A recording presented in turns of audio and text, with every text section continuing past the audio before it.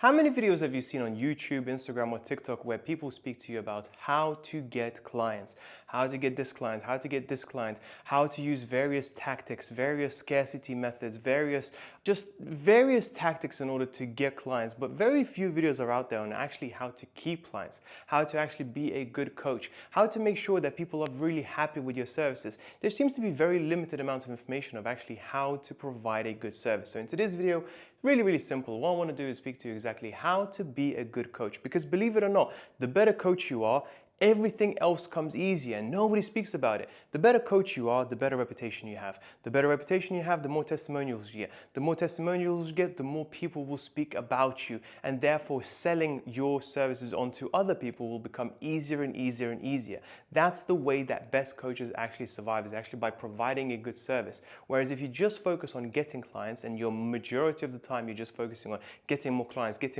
and who cares about whether or not my service is actually any good, that is just a recipe for disaster just very few months later, because people realize you're full of shit, and you don't provide any good service, you don't actually provide any results, you don't actually support them, and therefore what's the point of signing up with you? So in today's video, what I want to do is actually speak to you about how to actually be a good online coach, whatever niche that you're in, okay? Because all of these things will apply to whatever niche that you're in. They're just symbolic, and genuinely they just come from a place of care for your clients, to be honest, that a lot of people just don't have these days. But anyways, let's get started.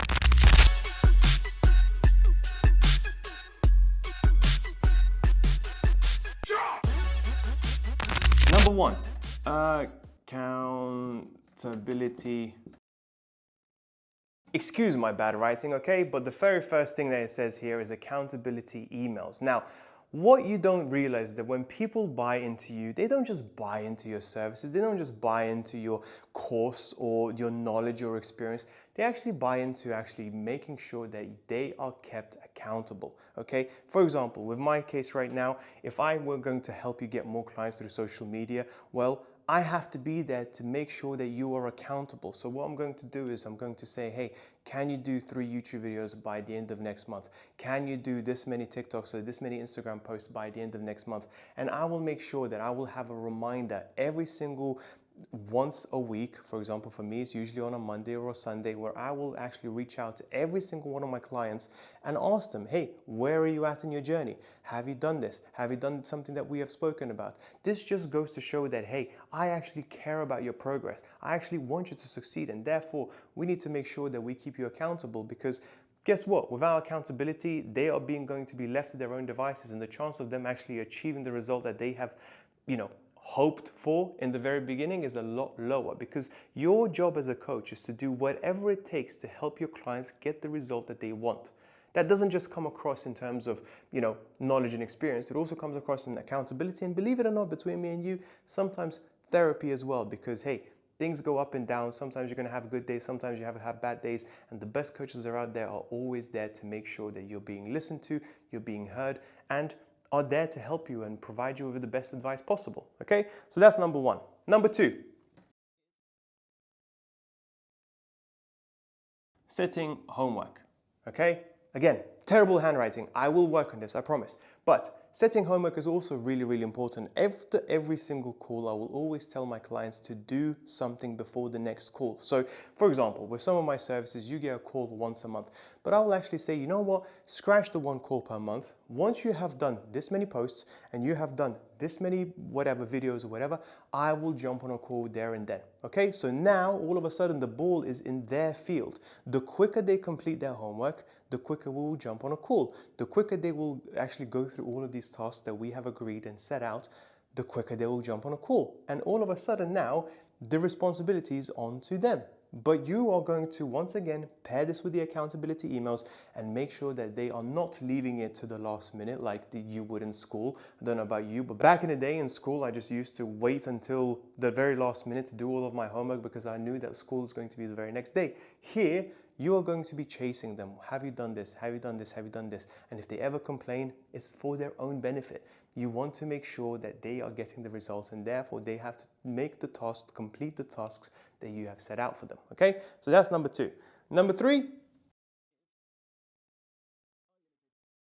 okay? Now, this is a mistake that I used to make. I always used to say, hey, we're going to have one call per month, every single month for the next 12 months, okay? And I used to count the calls and so on and so forth. But the problem is this, it's much easier for your clients just to say, you know what, you signed up with me, it's going to be unlimited calls. Because then they're not worried about, hey, am I going to be able to speak to Ben this month? Am I going to be able to speak to Ben this month? Oh, I'm going to have to wait 2 weeks in order to speak to him again. When you say unlimited calls, what's going to happen is they may jump on a call with you 1 week, they may jump on a call with you second week, and now they're going to be left to their own devices because they have so many things to do. So if you're going to do coaching calls, if you're going to do coaching in general, I would strongly advise for do unlimited calls because number one, it takes a lot of pressure away from your potential clients. And number two, once again, it just shows that you care, okay? All you're going to say to them is, hey, if you want to jump on a call, give me 24, 48 hours notice and I'll make the time for you. That just comes from such a much better place from you as a coach who genuinely cares for their clients, as opposed to, oh, you've been on a call in June, now I can't speak to you until July. Oh, you've had 1 hour call in July, now you're going to have to wait until August to speak with me again. What kind of relationship is that building? Not the one that I want to be a part of, to be completely honest. So, number 4, boundaries. This is really, really important, and this is one of my students Zach has had for a very long time. In March, what Zach had is basically a WhatsApp conversation with every single person, okay? He really went down the unlimited calls, and not just unlimited calls, but also unlimited messages on WhatsApp and all that sort of stuff. And guess what happened?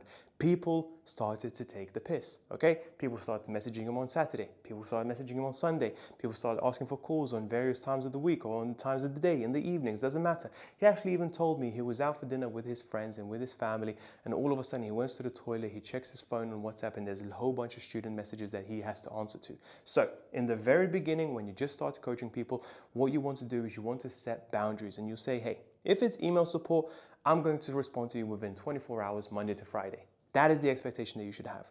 If it's phone call support, not a problem at all. I'll be able to jump on you unlimited calls Monday to Friday. Okay? You set those expectations and boundaries up front. And if they ever say, hey, can we jump on a Saturday call, on a Sunday call, whatever, you just say, unfortunately, I do not work Saturdays and Sundays. I want to keep them free from my own mental health. I hope you can appreciate that, but I'll do the next best thing for you and essentially jump on the first thing on Monday morning. Does that sound fair? Okay, once you set those boundaries up front from the very, very beginning, it's much easier to manage your client relationship later down the line. So make sure to keep that in mind because it's super important for your own mental health more than anything else. Okay, number 5, and that is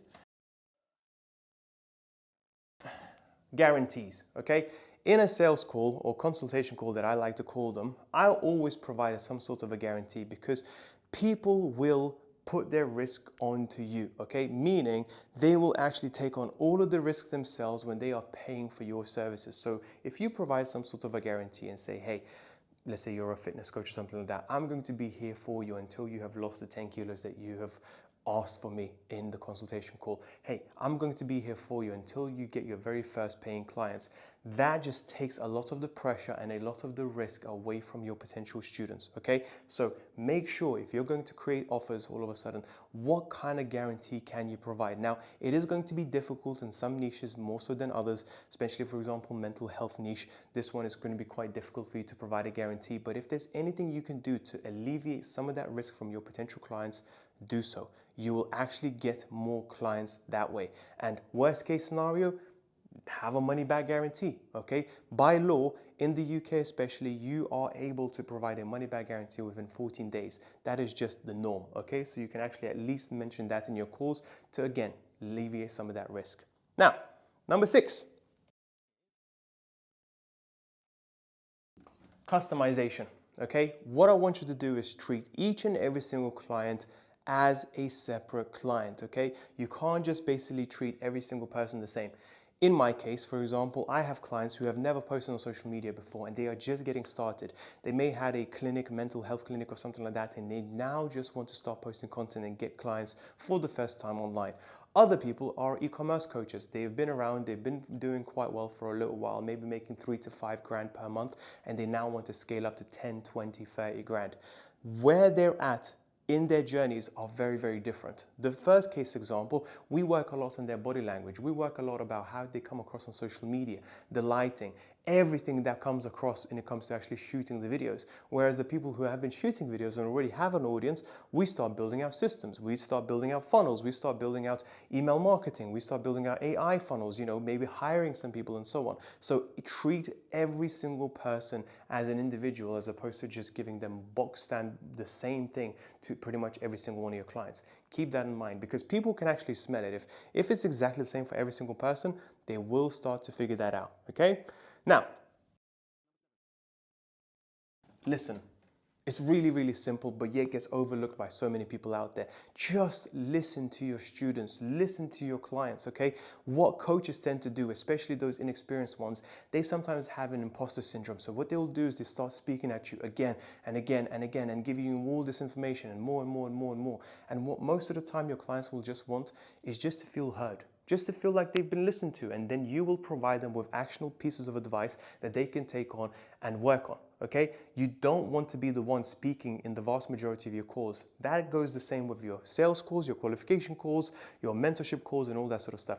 Most of the time, you should be doing 70 to 80% of listening and then providing valuable nuggets of advice for them to action to, okay? Keep that in mind. Go on back onto your recorded calls, whether it's coaching calls or sales calls, and just check how many times have you spoken to, how much percentage as a percentage. Fathom, for example, is a great platform to record your calls. How much of the time have you spoken to and how much of the time have they spoken to? They should always speak more than you, okay? Number 8, hopefully you can still see this.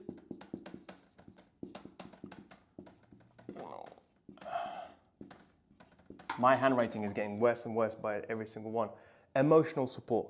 Okay, now what I said earlier, when it comes to coaching, what you have to realize is that you're not just a coach. Sometimes you have to give accountability, and be honest, sometimes you have to be there as a shoulder to cry on, to listen to vent at, etc., because things will go up and down. No matter what you do, it will go up and down. Sometimes your clients will get a lot of results, sometimes they won't. Sometimes they'll do really well, sometimes they won't. And it may not actually have anything to do with them as people or the actions that they've taken.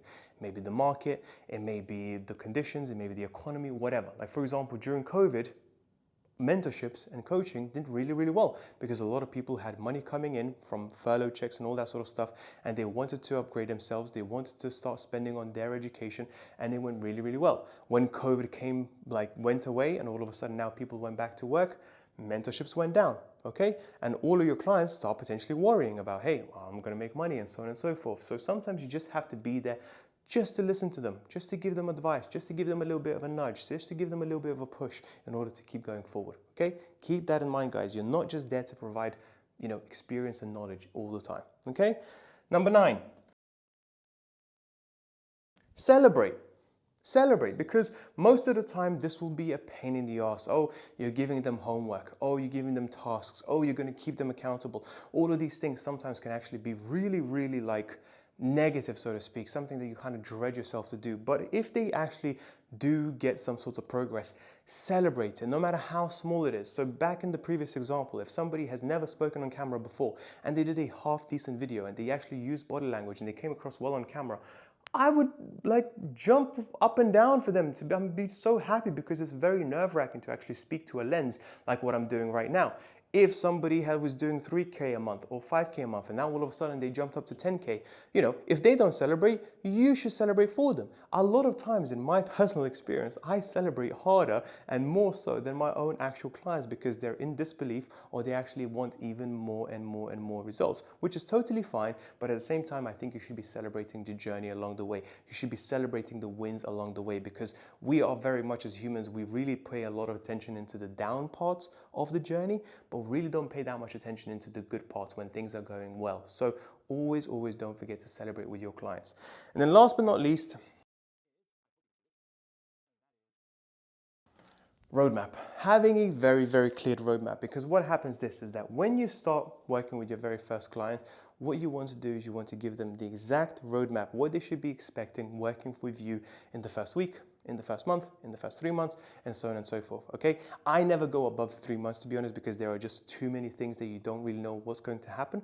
But let's say you're in the fitness niche. Well, What you're going to say is the very first thing we're going to do is we're just going to get you to walk more. Instead of you've been doing 3,000 steps, the very first couple of weeks, you're just going to get you to 10,000 steps more. That's it. 10,000 steps. Your diet is going to be the same. Your training is going to be the same, but we're just going to increase the amount of steps you do.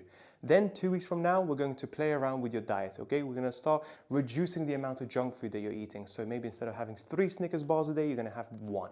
Okay. Instead of having all this chocolate, all of this pizza, 3 pizzas a week, you're going to have drop down to 1. So you're giving them a roadmap of what you're expecting to do, and we'll see how the results are. If you're starting to lose a lot of weight, we're going to keep that the same. If you actually don't lose that much weight, we may actually increase and actually reduce all of your junk food completely. Same thing with social media and getting clients. In the very beginning, we're just going to get you in front of the camera and get really comfortable. Then what we'll do is we'll start actually working on short form content, okay? Because that is much, much easier to do. Only takes 30 to 60 seconds. You can post many more videos and actually get feedback so much faster. After that, we're going to move on to long form videos. Then we're going to start focusing on your thumbnails and titles and all that sort of stuff. Then we're going to start analyzing all of the content, what works and what doesn't. When you give people a roadmap, they are much more clear of the path that they're going to have to take in order to achieve their results.